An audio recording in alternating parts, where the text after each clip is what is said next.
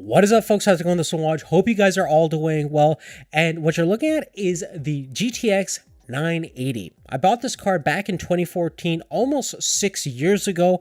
And one of the things that I've always been curious about is technical progress over the years. Now, we always feel that things are stagnant. Things are moving progressively slower and slower each year. But to put things in perspective, what we're going to do is compare this older GPU to a modern day RTX 2080 Super from Zotac. We're going to take a look at one game in particular, Control, that has enhanced ray tracing capabilities enabled. We're going to take a look at the general gaming performance that you're going to get by using an older graphics card and playing a modern day gaming title that has highly demanding visual elements in it, as well as take a look at the overall ray tracing capability of Control, what you're getting in terms of visual enhancements, and see what the difference is between ray tracing on and off. Now, just to give you guys a little bit of a difference between these two graphics cards, we'll have the specifications up right on screen. And as you can see, the GTX 980 for the time was definitely pretty powerful. We had a base frequency clock of 1266 megahertz, 7010 megahertz memory clock. We have over 2048 CUDA cores, as well as 4 gigs of GDDR5 memory with a 256-bit memory width. Now, we're specifically using the RTX 2080 Super Amp Extreme Edition from Zotac. Now, being several generations newer in pretty much all categories you can think of, the 2080 Super is going to be far superior. We have 3072 CUDA cores. We have double the memory capacity of 8 gigabytes of GDDR6 memory, as well as double the memory clock speed as well. A much faster boost frequency at 1875 megahertz. In terms of the gaming rig, we're going to keep things fairly simple. I'm using the previous generation Intel Core i7 8700K processor based off of a Z370 motherboard. Take a look at the description for more details about the benchmarking rig. And just to keep the resolutions a little bit more manageable for the 980, we're just going to play Control at 1080p, but we're going to keep the detail settings high.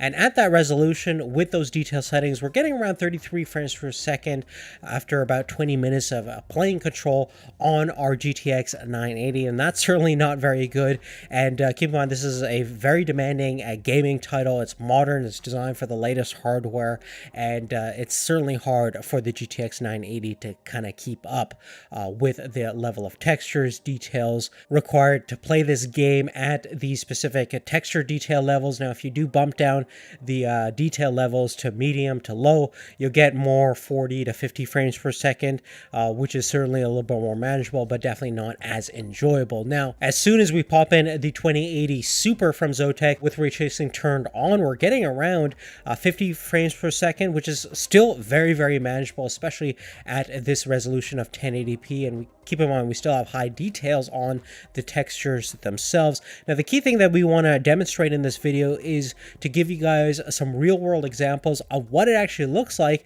when you have ray tracing enabled and when you have it disabled. Now, in both case scenarios, you're getting really good frame rates with a high-performance card like the 2080 Super, but does it really translate into tangible enhancements in the visual experience, especially when you're playing a game like Control, which is developed around the ray tracing capabilities of the RTX series of GPUs.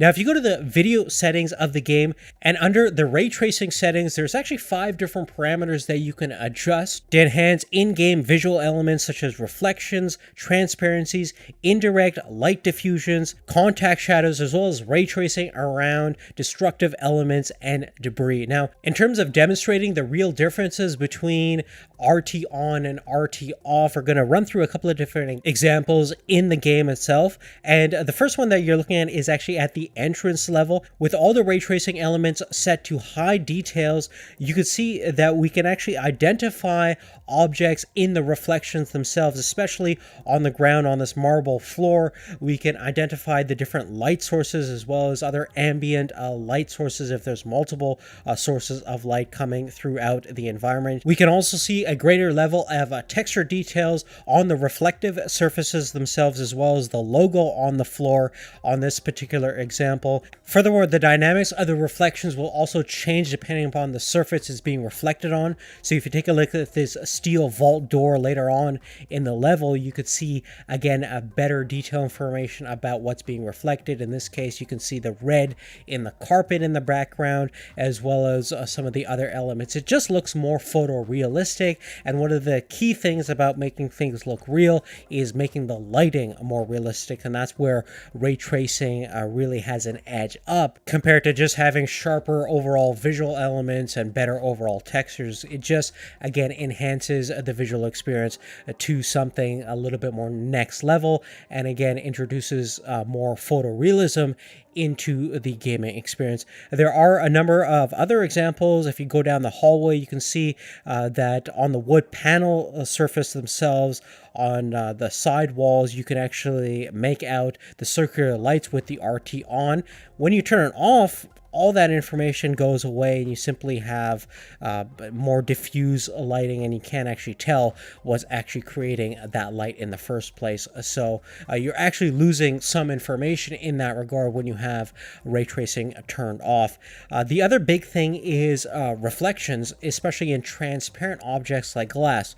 Take a look at this example of this photo frame with a glass surface of the picture itself. You can actually see a very clear reflection of the vending machines in the background when you have ray tracing turned on, and with it off, you don't even see it. So in some situations, you will be able to replicate again what you see in real life. So if you see an enemy in the reflection, you can actually make out the enemy and identify where they're coming from and who they are and things like that, versus when you have ray tracing turned off, and in scenarios like this, you won't get any of that detail in the reflection.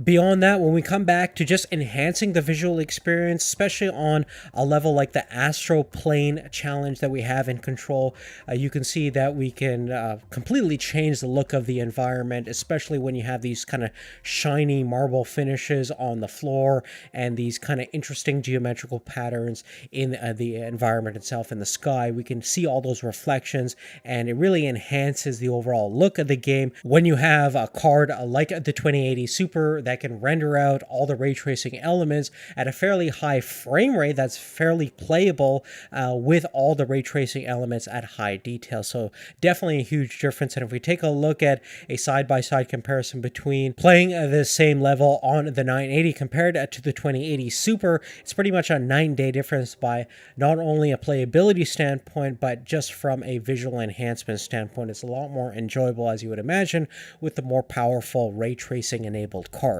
Now, besides those examples that we've demonstrated, there are a number of other experiences that I found in Control where the ray tracing definitely made a huge impact in both the playability standpoint and coming back to the whole visual aspect of making the game look more photorealistic. In terms of comparing against the older card, obviously we know that it's going to be many folds faster.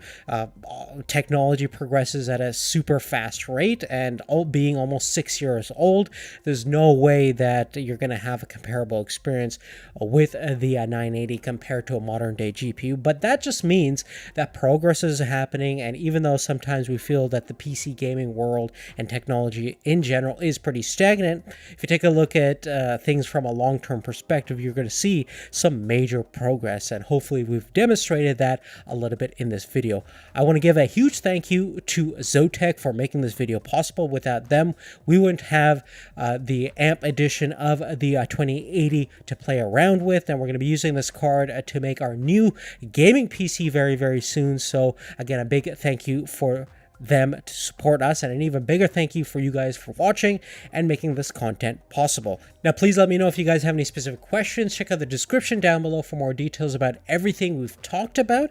Give us a thumbs up if you like this video. Make sure you have notifications turned on so that way you get our videos once they become available. Big thank you again for watching, and we'll see you later. Take care.